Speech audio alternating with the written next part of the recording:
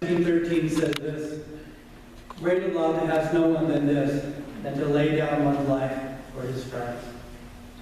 I remember my years in the military when, as men, we placed our lives into each other's hands. And basically said, I will take a bullet for you if you will take a bullet for me. And this verse rings true of that.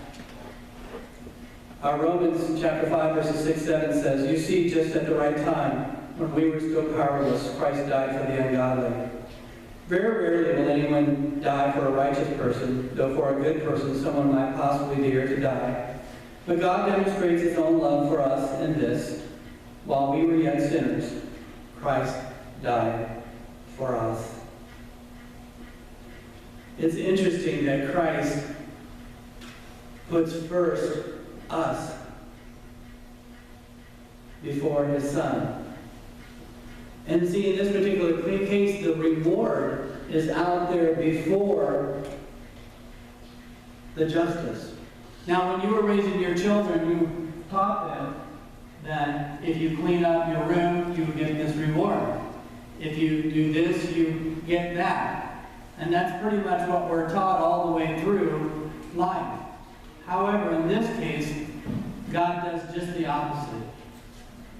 This verse says, while we were yet sinners, Christ died for us.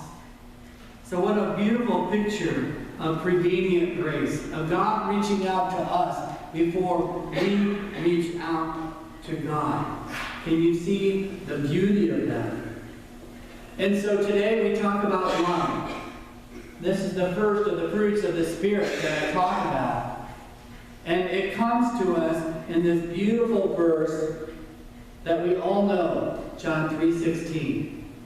For God so loved the world that he gave his only Son, and whoever should believe in him should not perish, but have everlasting life. How do you respond to that? My guess is that we would respond to it by saying, thank you, Lord, and have a relationship with the God that loves us so much that he would send his Son to die on a cross for us. Secondly, as a response to God loving us, maybe we should in turn become a person of love to those around us. That when we go to the workplace, when we go to the marketplace, when we're around family or friends, that we would be the person of love to them. I do a lot of marriages here at the church, and one of the things that we always talk about is unconditional love. Now, unconditional love is a love that means that no matter the mistakes that you may make, no matter how your life may go, your spouse loves you, those love you unconditionally.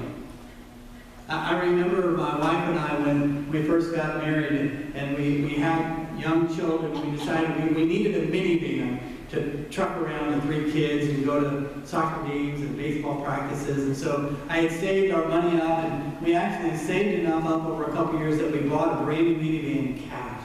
And we were just so proud of it. And I remember when I put the first 3,000 miles on it, the oil needed to be changed. And since I was a mechanic, I thought, I'm just going to do this myself.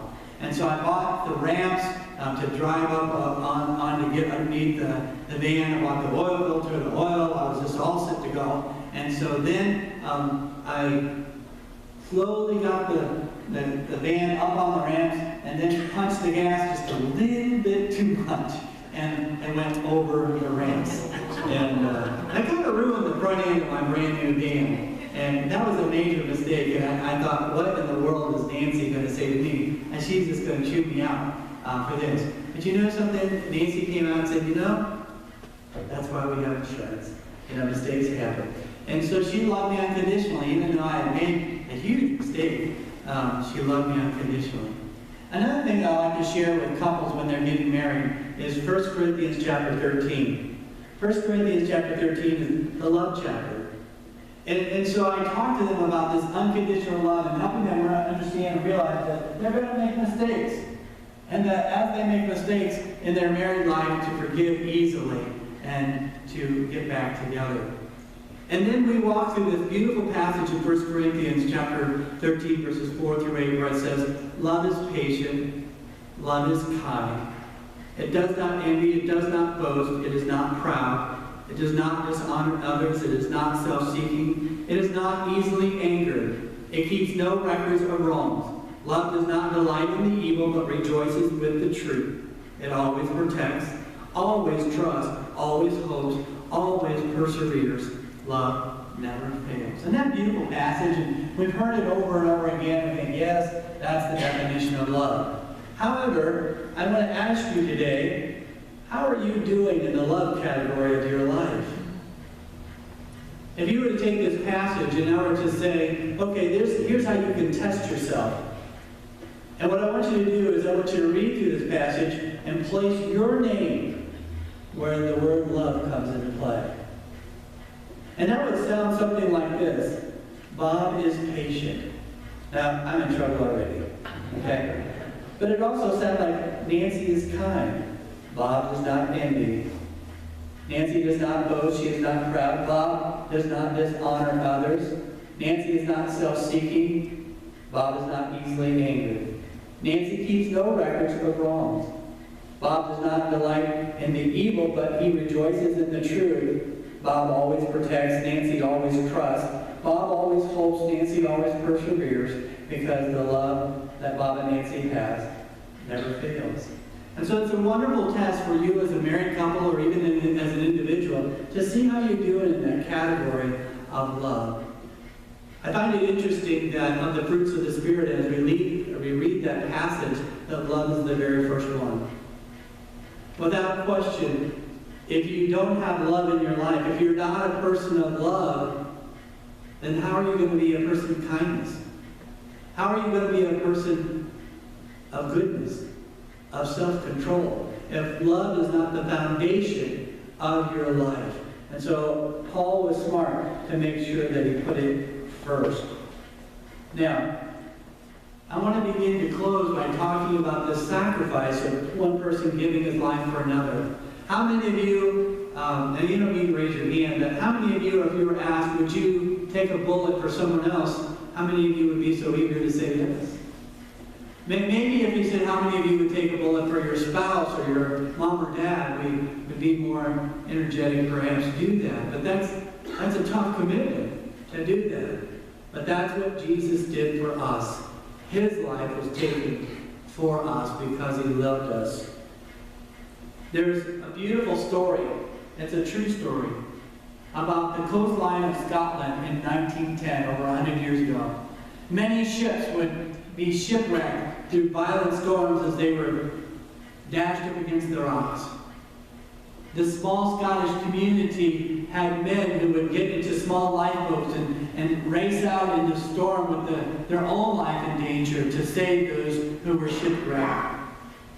And at one particular terrible storm, the darkness of the sky came and the sea came raging and the ship was wrecked. And the men went out in their lifeboat and their oars and they saved as many as they could and they came back into shore and there was a large crowd from the small town.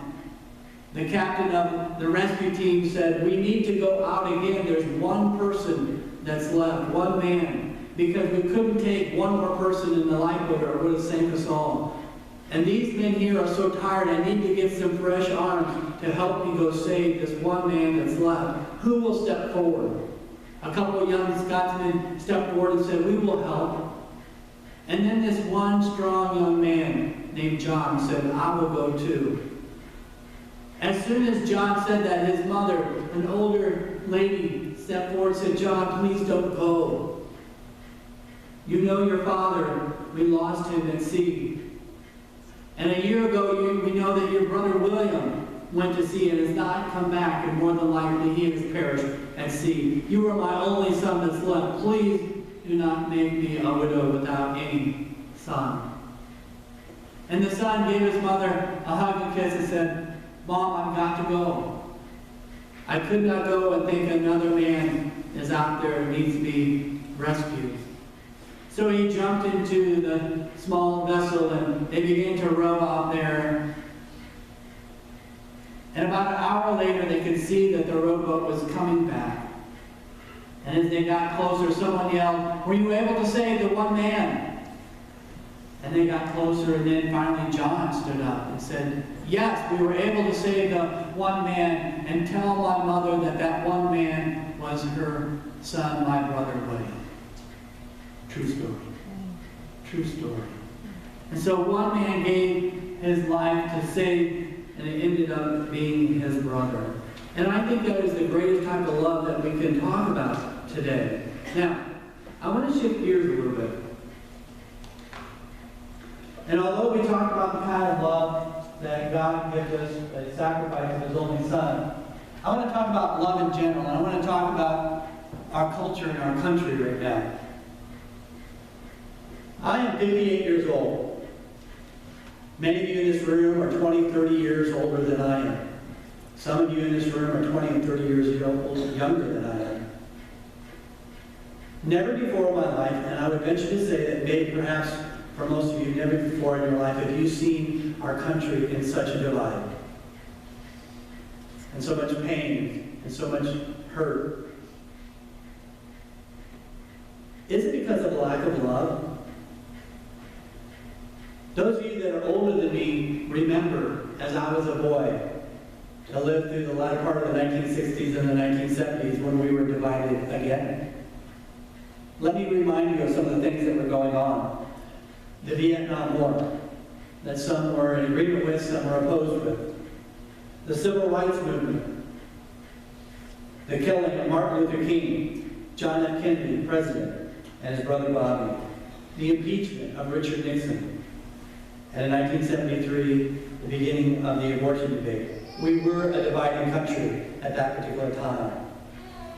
Somehow we were able to work through it. In the 80s and the 90s and early 2000s, for the most part, we were able to get along, love each other, not with this divide that we have today. So here we are in 2019, and there are different issues and some similar issues on the board. We have the immigration issue, which is still unresolved. We have some civil rights issues that have popped up again. We have the abortion debate that is still unresolved 50 years later. We have the gay rights and the LGBTQ issues that have come up, and now we are in the process of impeaching a president. So we are at the doorstep of yet another divide within our country. How did we get through it the first time? How can we get through it this time? And is love the foundation to getting through it? You know, I really wish that I could take a vote here this morning of the people, the good people of the LaPorte First United Methodist Church, to say, how many of you would like to vote to say, let's just get along? And we all raise our hand and we could just tell the rest of the nation, we're just going to get along. Unfortunately, it's not that simple, is it? In trying to work through these issues as we did in the 1960s, there will be high points, there will be low points. There will be happy times, there will be sad times. The artists in the 1960s began to write songs about love, to point to that word of love.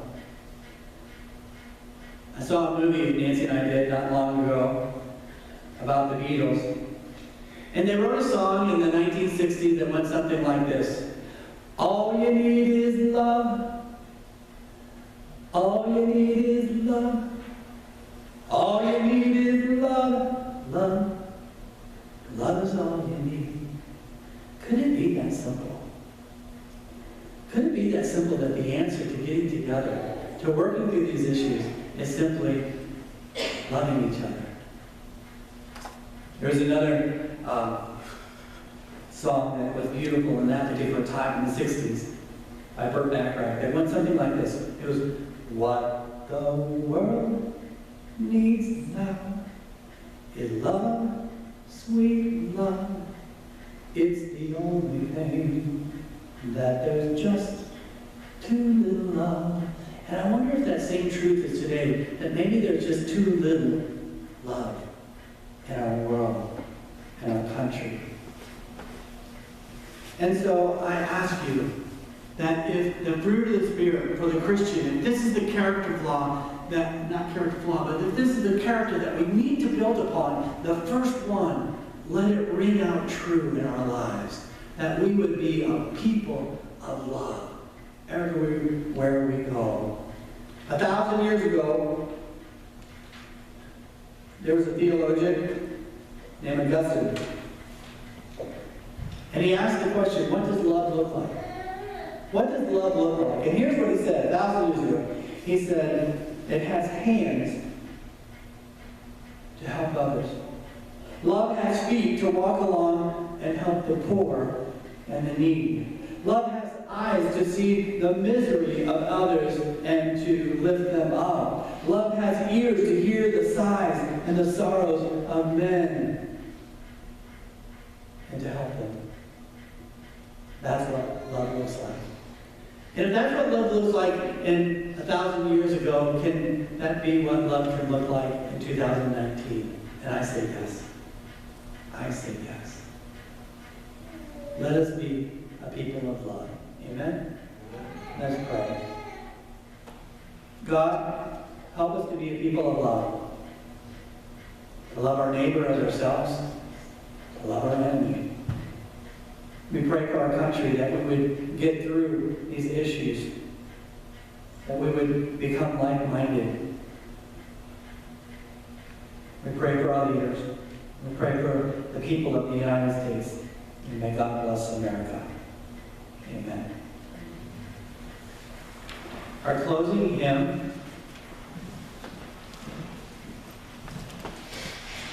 is How Can We Name a Love? Page 111. Thank you for coming. I remind you that there are refreshments in the parlor following the service. If you'd like to come play euchre at 5 o'clock with some refreshments, I'd love to join you or have you join the meeting. And now let's bow our heads and hearts for our choral benediction.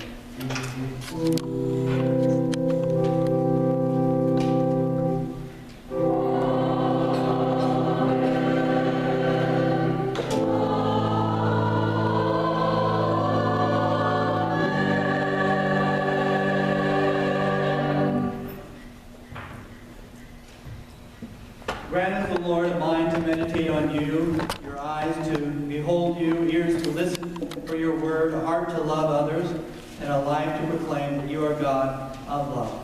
May God bless us all until we meet again. And all God's people said, Amen.